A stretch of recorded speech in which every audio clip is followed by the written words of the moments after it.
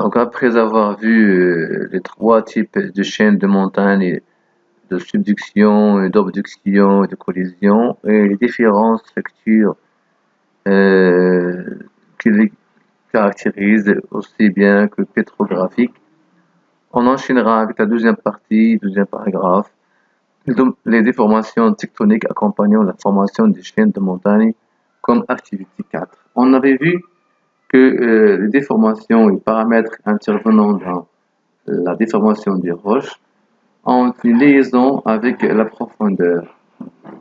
Donc, selon la profondeur, on remarque que les couches et les roches subissent des formations différentes.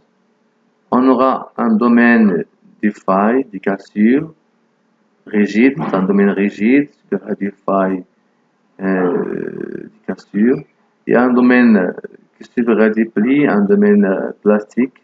Ce sont des plis qu'on a mentionnés, ce sont des opaques, alors leur dimension ne varie presque pas, elle reste même dimension.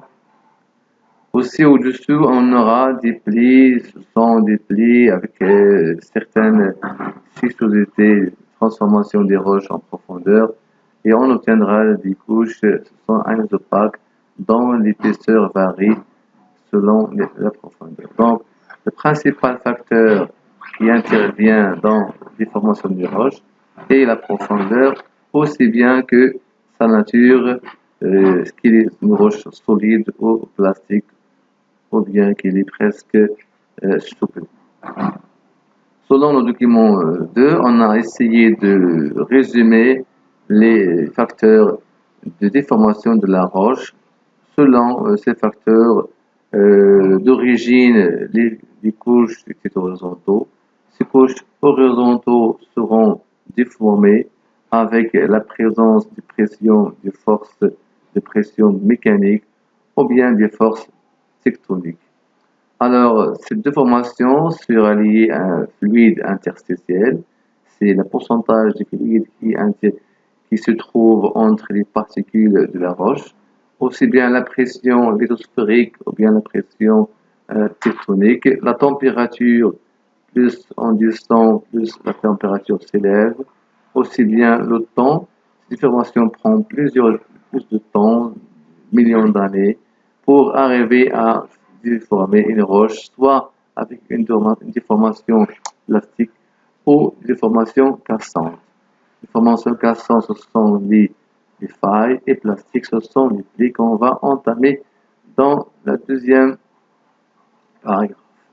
Alors, les plis, comme définition, on a vu que lorsque les roches ductiles souples sont soumises à des contraintes tectoniques, ces roches vont se déformer généralement de façon souple, non cassante.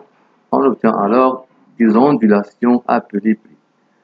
Différents types majeurs de plis, on a deux types, les plis qui sont des synclinales et des anticlinales. Le synclinal qu'on a vu, la couche de son cœur est plus récente, alors que l'anticlinal, sa couche de cœur est ancienne. Les éléments d'un pli, ce sont généralement, qu'on a vu au cours, ce sont des éléments de 1 à 6, le numéro 1, vous l'avez là, aussi bien le numéro 6, c'est la même chose. Ce qu'on appelle un plan axial. Lorsque vous prenez un pli, donc il y a un plan imaginaire qu'on peut tracer qui reliera les différentes charnières des couches stratigraphiques qui sont déformées, qu'on appelle un plan, c'est une surface imaginaire qui relie les charnières des couches qui forment le pli. Soit on a déjà un plan pour les synclinales ou bien les anticlinales. Que veut dire une charnière de l'anticlinale? 2, ou bien le numéro 2, c'est bien le numéro 4, vous voyez là. Charnière, c'est la ligne reliant les points les plus déformés. Donc, lorsque vous prenez une couche, vous avez des points qui ont subi le plus de déformation, c'est une charnière. Un flanc, 3 et 5, se trouve entre charnière anticlinale et charnière sur le plan, ça c'est un flanc. 7, on dit essayer de faire le numéro 7, c'est l'axe du pli, c'est une ligne d'intersection entre le plan axial, entre le plan axial et le plan topographique. Il y a un plan topographique. Bon, on a aussi entamé l'exemple de différents types de plis. On a un pli droit lorsque son axe formera un angle de 90 avec l'horizontale. On a aussi un pli déjeté, avec ici un angle de 75 jusqu'à 80 degrés. Et un pli déversé au-dessus de 45 degrés C. C'est pas vrai. Au-dessus de 45 degrés. Aussi, on peut avoir un pli genou dans un flanc est oblique et l'autre est presque droit. Aussi bien, on a un pli couché dans l'axe horizontal, parallèle à la horizontale.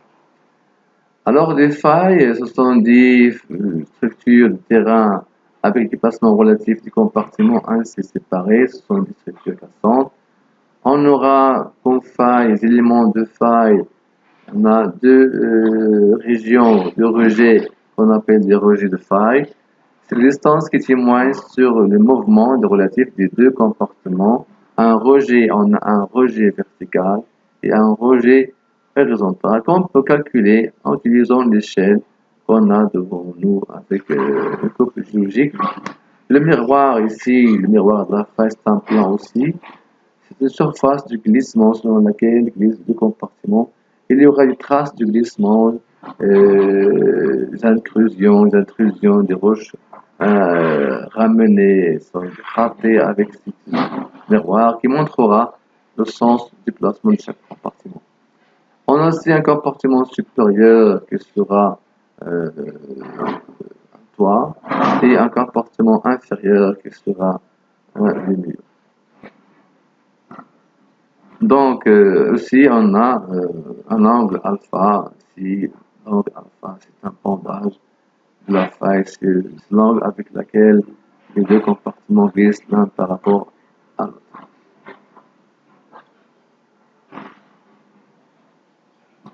Alors, ici, on a aussi différents types de failles. On a des failles normales, avec éloignement, des failles inverses, avec des rapprochements. Aussi, on a des failles de décrochement aux failles décrochantes avec mouvement horizontal de deux compartiments. Bon, les décrochements sont dextres et décrochements dextres, d'autres sont sinistres selon le positionnement et le placement de chaque compartiment. On passe vers les associations des failles. Les associations des failles, ce sont des failles qui se forment en même temps, des failles qui donneront des structures élevées et des failles qui donneront des structures sur fond d'effondrement. Ce sont toutes des failles normales. Parfois, on trouve aussi des failles inverses. Les déformations intermédiaires qu'on a appelées les plis failles ou plis anisopaques avec changement de l'épaisseur. Donc, lorsqu'il y a des contraintes qui ne sont pas égaux de part et d'autre, une partie, un flanc de pli subira un amincissement. Il va s'amincir de plus en plus pour donner enfin une cassure. Donc, on passe d'un pli à une faille. Donc, aussi bien on a comme déformation liée aux technologies de plaques, les nappes de charriage. Ce qu'on appelle une nappe de charriage est un ensemble de terrains, soit sédimentaires, soit d'origine d'autres roches, océaniques aussi, comme on avait vu lorsqu'on a étudié l'obduction. On a une nappe de charriage du complexe ophiolitique qui s'est déplacé sur le croûte continentale. Donc, ce sont des roches qu'on a déjà vues alloctones, sont étrangères, et venues recouvrir un ensemble des voies autochtones dont il est très éloigné à l'origine. Les parties les plus avancées forment le front, donc on a un front, une nappe, les couches chevauchantes s'érodent, parfois on a érosion des couches chevauchantes, laissant apparaître les couches autochtones par des fenêtres, ici comme ici on a des fenêtres, des fenêtres, une nappe de charriage de côté. Et merci de votre attention et à la prochaine.